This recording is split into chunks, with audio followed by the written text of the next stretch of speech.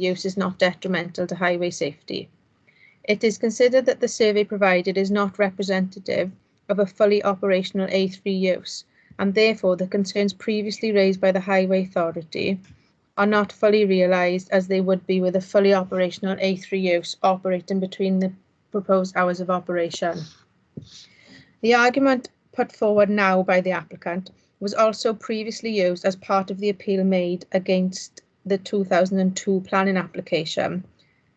The appeal was dismissed by the inspector, who stated that despite living within close proximity, a significant number of customers to any fish and chip shop are likely to use their car, either passing on the way home or in order to make a purchase and return home as quickly as possible when the food is still hot.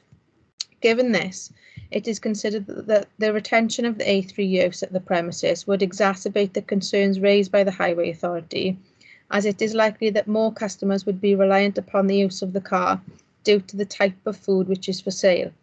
Customers would in effect be constrained by time in order to eat the food when it is still hot, and would therefore be more likely to use a car as a mode of transport in order to return home more promptly than if they were walking.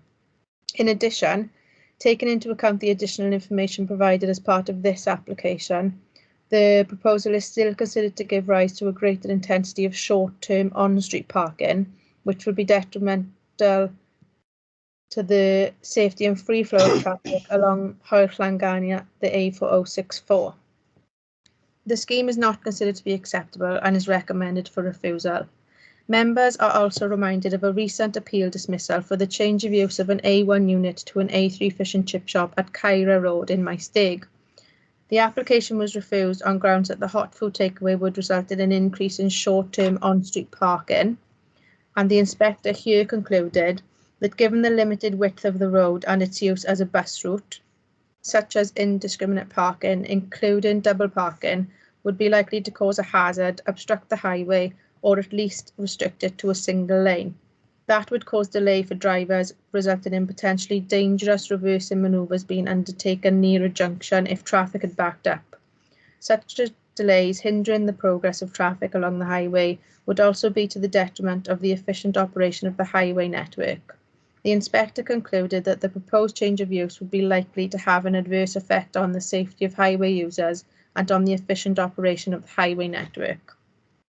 So in light of the recent appeal decision, the significant history of the site whereby planning permission has been refused on 5 separate occasions, as well as dismissed at appeal, as well as the fact that there are no material change in circumstance to the previous applications, members are strongly urged to refuse the scheme as advised in the officer recommendation. Thank you, Sandra.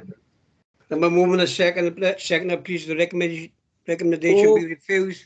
Formally Second. moved, Chair. Do you have a second as well? I'll second, Chair. Thank you very much. Councillor Clark, please. Thank you, Chair. I just wanted to say that I agree with the recommendation. Thank you, Councillor. Councillor John Spancer, please. Thank you, Chair. Hang on to work in here. Yeah, I fully understand the recommendation report, but I do find it disappointing when somebody's trying to operate a business, and I can count for so many areas where we have chip shops and takeaways on junctions, on corners. There's one in Bremenning, there's Tottenham Open Road. We got a chip yard opposite the bus stop in Bridgend, no parking facilities. There's loads of places where we currently have fish and chip shops and takeaways, and the highways safety is atrocious. And I just think it's disappointing that we have to refuse this when somebody's trying to, you know, undertake a business themselves as another shop next door. And I think this one is a wrong decision, but I understand why we have to refuse. Well, we don't have to refuse. It's recommended refuse. I'm uncomfortable. Thank you, Councillor. Councillor Dave Lewis, please. Thank you, Chair. Yes, I'm totally flabbergasted as to why this should be refused. I'll give, for example, the lovely village of Aberkenfig, which has got at least a dozen takeaways. In relation to where the yellow lines, there are plenty of yellow lines in Aberkenfig. People ignore them. We know that. People ignore them everywhere. The police even park on them in Aberkenfig. I suggest somebody goes along on a Friday or a Saturday night to have a look what it is actually like in Aberkenfig. And over the years, parking is Councillor not... Lewis, we're not on about Aberkenfig Yeah, at the moment in time, I'm sorry. But, you know, it's No. mentioned in the report is in the countryside. Llangynna is not in the countryside. The people living in Llangynna, okay, there have been 3 objections. What about all the other residents who have no takeaway facility at all? If they fancy fish and chips, they've got to go up to Pontycummer, or they've got to go down to Aberystwyth, Aberkenfig, or maybe they go to the Chinese in Brynmenyn, which, as John mentioned, is difficult to park. I see no reason as to why this should not be granted. And like John, I am totally uncomfortable with this recommendation. Thank you. Thank you, Councillor. Councillor Sorodeni, please. Thank you, Chair. I completely understand the terms of highway safety. The fact, though, that this has been in operation, this is like sort of a already been operating as a takeaway. Am I right in saying that? Yeah. Yeah, it's a retrospective application, but the operating hours that they are currently working with are less than what is proposed. Right, okay. It's just for me, I know that there is a lot of sort of parking spaces that are on the road, but there's no restrictions not far from there. And there tends to be spaces there all the time. And as the other, councillors have just said now, it is a shame. Llangynna doesn't have a lot of, it has a shop, a pub and a school pretty much, and there's not a lot of other commercial premises there. But highway safety is obviously important, and I can understand the recommendation going forward. But the fact that highways also did it and they couldn't get enough evidence of, motorists doing that, I think is it's a shame that we can't really see what the true extent of it would be like because they're not operating at the hours they currently are. Right. Can I bring Rob Morgan in, please? Rob? Highways. Thank you, Chair. For the benefit of the recorder, my name is Rob Morgan. I'm the Principal Officer, Highway Development Control. I think Xandra has given the application details in the fullest capacity possible. When the members are making references to other sites, what is interesting to note is that they're actually demonstrating that those premises do generate significant issues. This site is based on a classified A road in close proximity to a junction, a zebra crossing, and 2 bus stops. And there are significant lengths of waiting restrictions in the area. It's evidence that even though the premises is operating on a low level, that there were still people arriving by car and undertaking inappropriate manoeuvres. They were doing U-turns in junctions, parking in bus stops and on double yellow lines. So the concern that we have is that is based on a very low level of operation, and factor that forward to a fully operational chip shop, it would exacerbate the issues to similar levels that are being experienced and suggested at other locations. On the basis that there's no significantly changed circumstances other than a very low level operation, which hints towards the concerns that we've raised, we feel it appropriate to continue to object to this application and fall back on the previous inspector's decision at this site and the more recent inspector's decision at Caira. Mr. Morgans. All right. I got no more speakers. If all in favour of the permission be refused? Aye. Yes. No. No, sorry. Where's Rob Deegan? Rob? Would like to take Yes, a vote, please? Yeah, for the purposes of recording, I'm Roderick Jones, Legal Officer for the committee.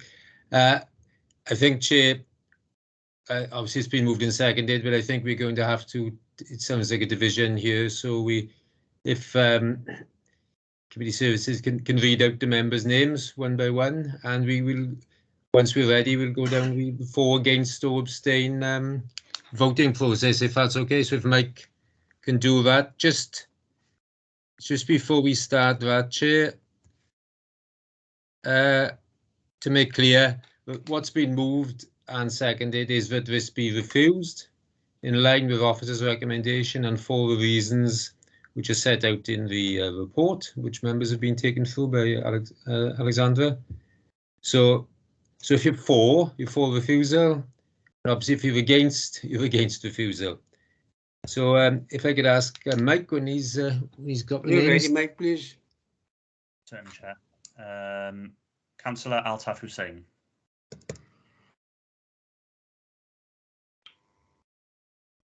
No, sir. Sorry? No, What? Sorry, what does that mean? Are you for we don't want to refusal? give the permission, sir. No permission, right? Councillor Edwards. For, Chair. Councillor David Lewis. Against, thank you. Councillor Gary Thomas. Or against? That was Councillor for, John Chair. Was it for refusal? Yeah, sorry? against- Yeah, thank you. against- For refusal. Thank you. Councillor Spanswick. Against? Councillor John Paul Blundell. For the refusal, please, Mike. Thank you. Councillor Ken Watts. For. Councillor Mike Kern. For. Councillor Noah Clark. For. Councillor Richard Granville. For. Councillor Richard Young. For. Councillor Sorrel Dendy. Against. And that's everyone. Thank you, Mike. Chair, that is 1, 2, 3, 4, 5, 6, 7, 8. Yeah, I got it as 9 for refusal and 3 against, Chair, so that is refused. Right, that's the officer's recommendation refused. Thank you Yep. very much. Thank you. Thank you. Item 11, please. Appeals, Jonathan. Thank you, Chair. It's quite a lot on the appeals report this month. Quite happy to take members' questions on any of the items listed there, but there's a couple that I would bring special attention to, simply because it's not that usual. We will get this type of appeal decision coming before committee. One of them is in relation to Tinton Farm, which was a refusal of permission to retain an outbuilding within the curtilage of a listed building, and in this case the planning permission was refused because of the impact on the listed building and also due to the rural constraint policy as well. It's interesting that the inspector mentioned the duty on the authority, which is under the Listed Buildings Act, and that is, I think, it's section 66. And the duty is that you have to preserve the setting of the listed building, and he's referred to that that duty in his appeal decision, which was to uphold the council's decision to refuse planning permission. And the other appeal decision is in relation to a TPO application, and again the inspector has confirmed the council's decision to refuse consent to remove protected trees, and indicating the significant amenity value that they provide to the area. So a couple of interesting decisions there, but quite happy to take any questions or queries on any of the other decisions. Thank you, Chair. Thank you, Jonathan. I got 2 speakers, Councillor Spanswick and John Pennell. John Pennell, rather. Thank you, Chair. It's in relation to the one that John just mentioned, the refusal to continue pollarding trees, right away Brackler with TPOs. And I'd just like to make a point to thank all officers concerned for all the work that's put into the reports. And it's good to see inspectors always have hopefully recognised the importance of trees in our environment, because this very area of trees has suffered through development over the years, and there is a pending application now for further trees to be removed only 100 yards away, 100 metres. So it's great to see the inspector sort of recognising that some falling is taking place, but enough is enough. I again would like to thank officers concerned for all the work there, and thank the inspector for coming up with a decision. And he has even mentioned in his report the Future Generations Act, which all the more we take notice of that when it comes to trees and our green spaces. Thank you, Chair. Thank you, Councillor Spanier. JP, please.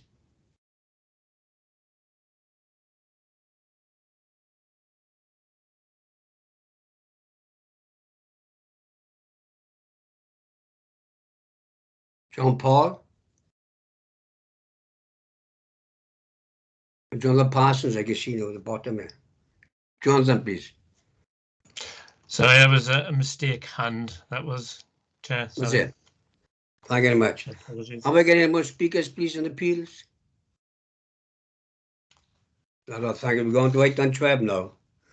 Audit of planning application and appeals building controls. Rodney, please. Yes, thank you, Chair. Yes, just a report for noting for members. We were recently audited for our planning applications and appeal service, as well as our building control service. They both came out generally saying that there is a sound system of governance, risk management and control in place. So we came out of it in fine fettle. There was obviously some recommendations coming from that based on a sample of certain applications and time scales, but they're identified in the report for you members, and I've included in the appendix as well the actual full reports of both those service areas. In terms of DC Planning Committee, the audit found that the committee operates, that there's an up-to-date documented list of all members available within the DC Committee webpage. It's good that there's a completed code of conduct declaration of personal interest form for each of the members available. Members are required also to declare their own personal interest at the start of each development control meeting, and all declarations made at meetings are also available via the website.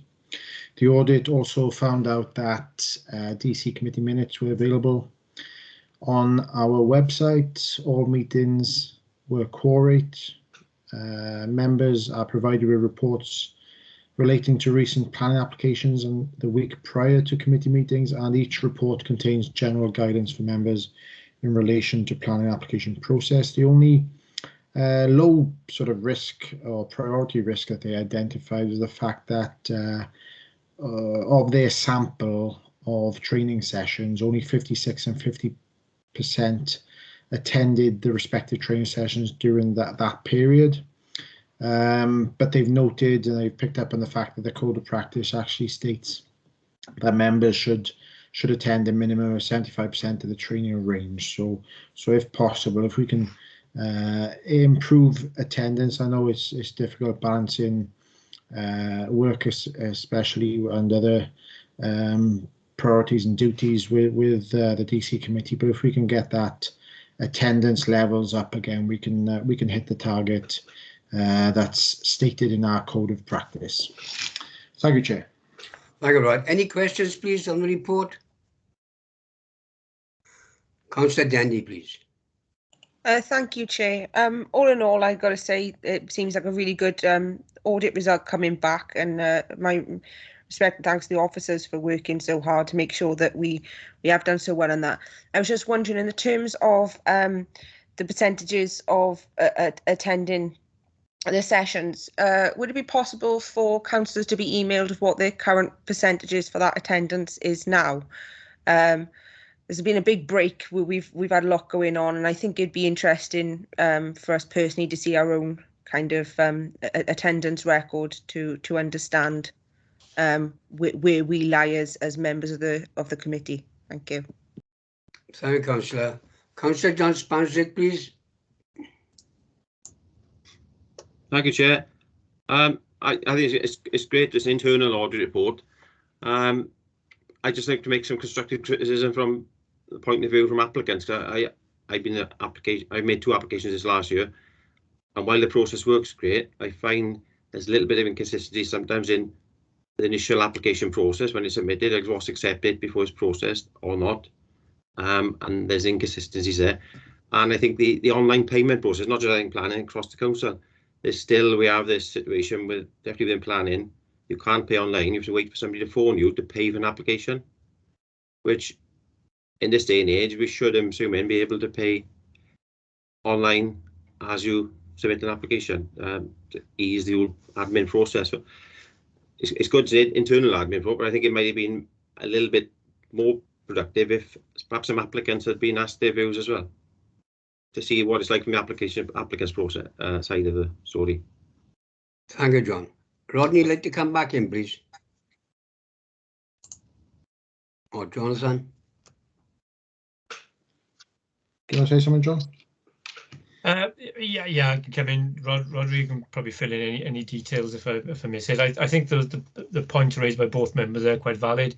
Firstly, with Councillor Dendy's point, we did used to in the good old days, where we had more resources and staff, we used to do a report every so often on member attendance at training events, and I think there was a sort of a red, amber, green type of chart that went with it to say who hasn't attended, etc.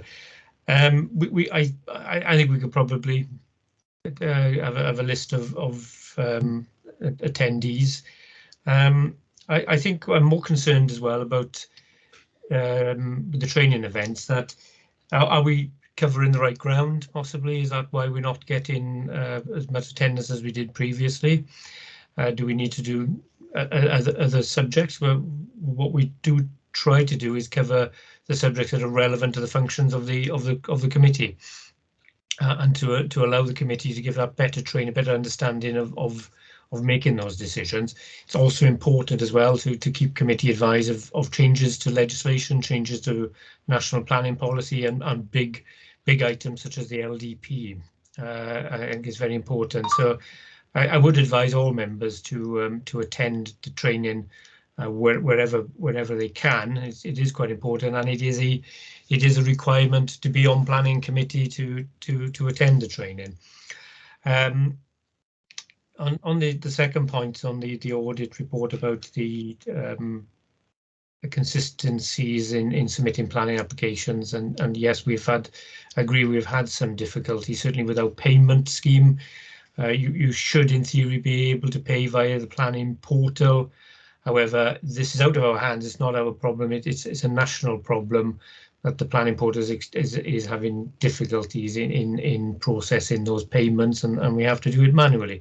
We'd rather not, because that means that there's staff are tied up in having to deal with those queries when it should be done automatically, which is in this day and age is something that we should accept as common practice. But we are working on that. We're working with the planning portal, and there's also issues with Welsh Government as well, as they have a big input into how that planning portal is running. They took it in-house some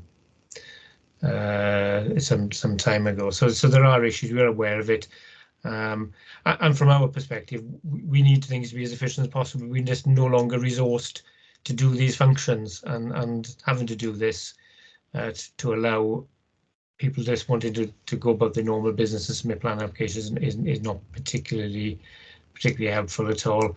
In terms of the feedback from people using the system, well, yes, any feedback is good, and up until recently, the authority was using Data Cymru Wales to provide some sort of external assessment of our services, and this was part of Planning Office Society for Wales POSU engagement, and it was introduced as a way of indicating that planning authorities are operating quite well.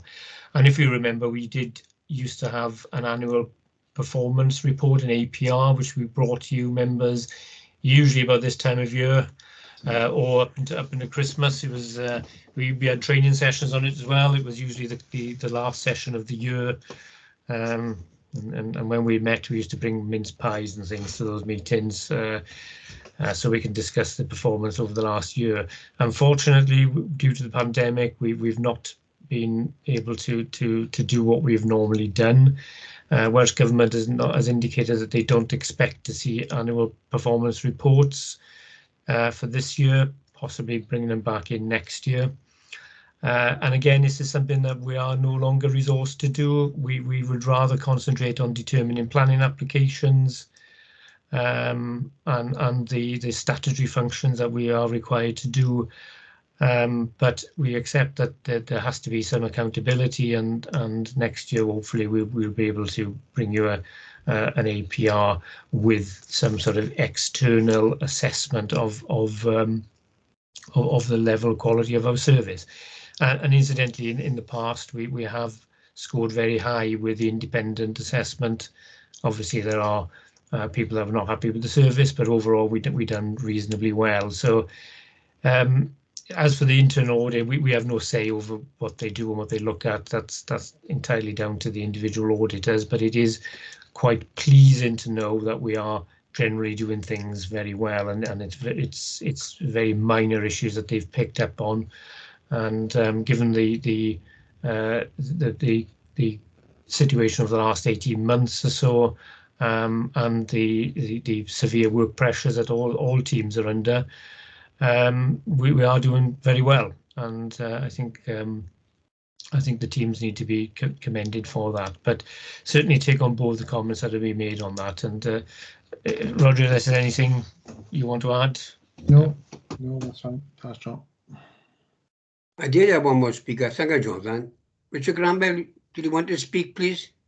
Well, Chair, yeah, I do really, because if we're going to go down the route of attending meetings, that's fine. I've got a problem with that. But when members are actually working and it's a full-time job and you can't have time off, it's very difficult to get to these meetings at this particular time. Now, the only way I can get to meetings is if all other people working is to change the times of these meetings for training. They'll have to be up to 4 o'clock, or I finish at 3:30. I haven't got a problem with 3:30, but I can't do 2 o'clock. It's impossible. Because, you know, I know what my employee is going to say. It's either work or what. So I'm just putting that across to Jonathan, because when he puts this list out, who's attending and not attending, you know, mine's not going to be very good, unfortunately. But I'm just making that point for the record, Chair. Thank you, Richard. Nora, please. Yes, I think, you know, members have got to consider when they literally put their names forward for development control, that we all understand that there's training and there's ongoing training. Let's face it, I don't know how many training sessions I haven't done with development control. I've done loads over the years, and you know, we must all understand that when we do put our names forward, that there's going to be training. If we feel we cannot do the training, then you know, you have to have I think you have to have a rethink of whether you become a member of the Development Control Committee, because it's essential that we have this training in order to make the decisions that we need to make. Thank you, Nora. Any more speakers, please? Do you want to come back in, Jonathan? Yes, certainly. I think the point that was raised by Councillor Granville is very valid. And I suppose we had the training session yesterday on procedures and our on the way forward on that, and that was quite useful and quite helpful with members. But I fully understand that there are work commitments and members have day jobs as well as a busy schedule as an elected member. And I admire those members that have that, be able to do that, because it must be extremely difficult, and I fully accept that. So yes, we don't expect it to be full attendance, and you know, there are going to be times when that's not possible. That is possible to look at times. We've had this discussion about when to have meetings and when to have committees, and we did have a period of time where we actually changed the committee timings into a Thursday morning, which lasted a short period of time before it reverted back. We've changed the time in between meetings. We've had 4-week intervals to 6-week intervals, back to 4 weeks, and now we're into 6 weeks again. So we have tried to move things around to suit operational needs.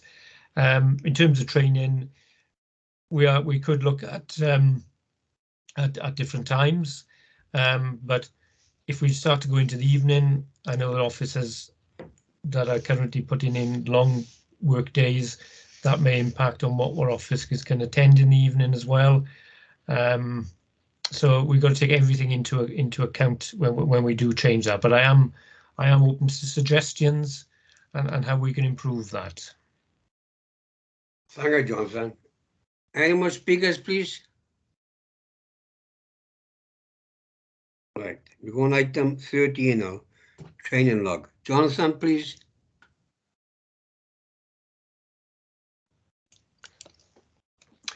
Yeah, thank you, Chair. As moving on from the previous discussion into the training log, we've, as I said, we're trying to maintain as relevant subject area as possible for members and to allow members to have the necessary training to make the right decisions.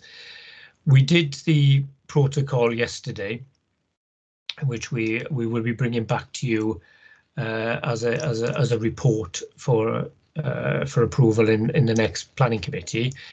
We also have green infrastructure, which is scheduled for October. Now, members will be aware that there is only a 4-week interval between this committee and the next one, and that's for operational reasons, in order to fit all the committees in during this sort of electoral term. And we also then have a minerals update scheduled for December, but we are reliant upon external consultants, our external consultants, to provide that training.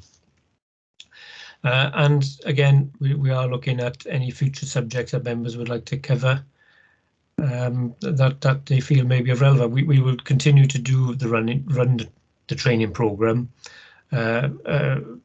every committee time, as long as possible.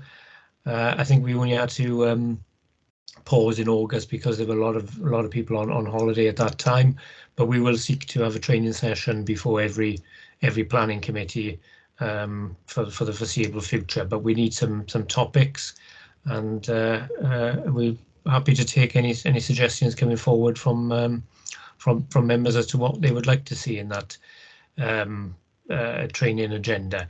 I would also point out that we're also working on a new and updated general planning training session. We're working with Welsh Local Government Association to bring some training for Development Control Committee members, so up-to-date training which covers all aspects of planning law and policy. And also we will be looking for doing some training for members that are not part of Development Control Committee as well, to give them a background on planning and what planning actually does. Should also be noted that all our training sessions are open to all members of the council. So we are providing training for all members, not just the Development Control Committee members as well. Thank you, Jonathan. Councillor Spancer, please. Thank you, Chair. Just thinking about topics for the future. I'm not sure how appropriate to be within planning, but it does come within the remit of planning, and that's the trees and tree preservation orders and use of the digital mapping systems. We know where the trees are and areas are. We see works going on, but the old tree policy, perhaps the tree management policy, and added that then public rights of way, and the whole issue of public rights of way. And now you can perhaps apply to have a new public right of way created, or where there may be blockages of public right of way. I mean, I know there's a public right of way subcommittee, but I think trees and public rights of way is something we could all perhaps learn a bit more about, understand better, perhaps. It's not just planning, I suppose. But. Yeah, So thank you, Councillor. I think the TPO one is quite quite a good subject to have. It's quite timely as well, given our decarbonisation agenda. It's something that we are also discussing at a national level with Welsh Government, because at the moment with tree preservation orders, it's quite an old piece of legislation which goes back to the dawn of the Planning Act in 1947, and tree preservation orders were made in those days on amenity value alone. So you'd only put a tree preservation order on because of the amenity value it has in the area, and that's mainly visual amenity. So it's something that we're trying to change so that it also includes ecological benefits and carbon reduction benefits, putting preservation orders on. That's going to take a change to national legislation. So I think what we can do is do a brief overview of TPO processes. Unfortunately, we don't have a tree officer anymore. We did at one time have a tree officer who would periodically do member training.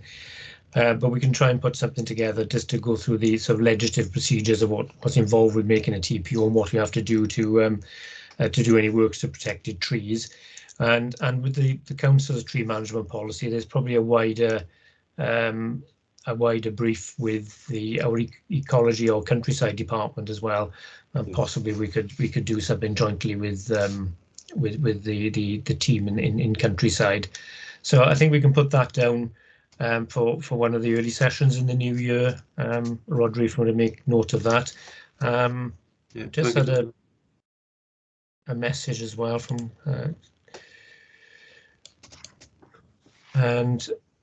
Councillor Clark, who's developments in gardens. Yeah, I'm assuming, Councillor, you mean developments that sort of take up a very large chunk of somebody's garden? Yes, I am. Yes. Yeah, it's interesting that we are also looking at again. I'd say we're looking at it. We've got to find the resource to be able to actually do this, but we are looking at considering whether it's feasible to adopt a garden policy for new developments. So you have a minimum size of amenity space. I've worked with these before in previous authorities, and it does vary from authority to authority, but it is nothing specific, is nothing set out or enshrined in planning legislation or policy. So it is it's you know, some people are happy with the window box, whereas some people would like somewhere to grow vegetables, etc. So it's trying to get a balance on that, but we are trying to look at whether we can bring in a policy on that. And I think what we normally do when we try to bring in a new supplementary planning guidance policy, we have member representation on the team that develops that, and we would seek volunteers to sort of come on board and help us with that. So that would be something that we would then bring back to committee as part of a training session. I would say, caveat it very heavily that we are struggling with resource at the moment. Our policy team are heavily engaged on the LDP work, and our development control team are doing day-to-day planning application work, but we are going to see what resource we can kind of spare to looking into this issue. So we'll try and bring that forward in due course. Can I also say as well, sorry to butt in, but conservation area, for members to understand conservation areas and what can be built and what can't be built in a conservation area. I think that would be. Thank you. That's a good suggestion. We do bring heritage applications to committee on a regular basis. I think we can talk to our colleagues in the conservation team to help us with that. There's a lot of heritage assets, listed buildings, conservation areas, ancient monuments. There is quite a lot of planning involvement and requirements in regard to these areas. So we can certainly take something forward with regards to that. Thank you. Thank you, Donna. Councillor Dandy, please.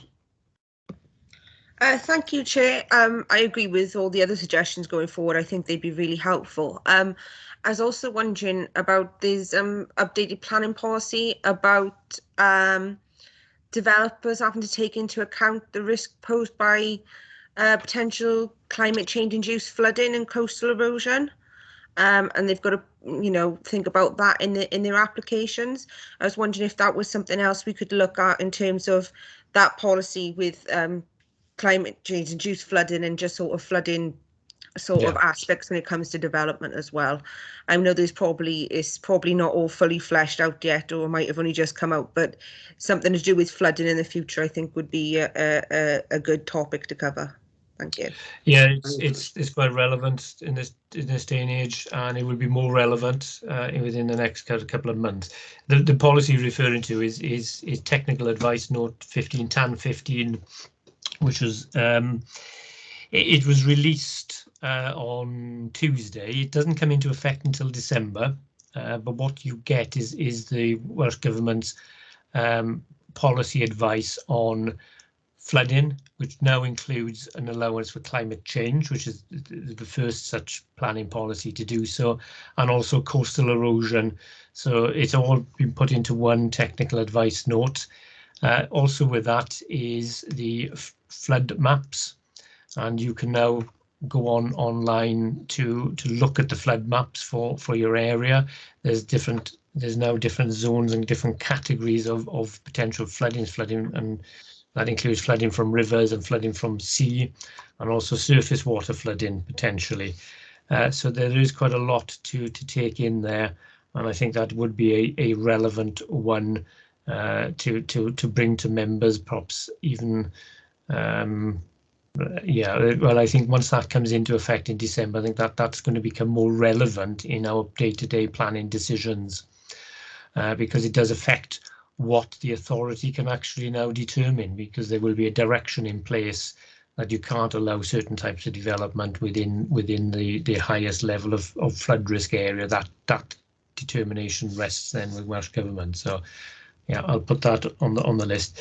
We are busily sort of looking at the policy ourselves as officers, and you know, we need to take that fully into account and what the implications are, and then we'll bring it back to members in due course. Thank you, John. Rodney, you'd like to add anything, please? I think he's frozen, is he? Yeah, no, thanks. Yeah, I just noted up there earlier that the last trees training session we had was 4 years ago, so 2017, and things have changed since then. So we can either get the same guy back or look at providing something similar along those lines again for members or new members. Yeah. Thank you, John. Thank you, John. I've got no more speakers. I'd like to thank you all for attending the meeting, and it's been quite a good meeting. Any guess, you know, it's especially about the training and the lack of members not turning up, you know, and that's a concern for all of us. I know people got to work, and we got to understand that, isn't it? And perhaps we can get email the meetings out to them, isn't it? No, which we can do, which you do now, isn't it? You know, you haven't got to come into the chamber, like, if that's the way it's going to go on. I mean, but anyways, thank you all. Stay safe and take care. Thank you, Chair. Thank you, Chair. Thanks, Chair.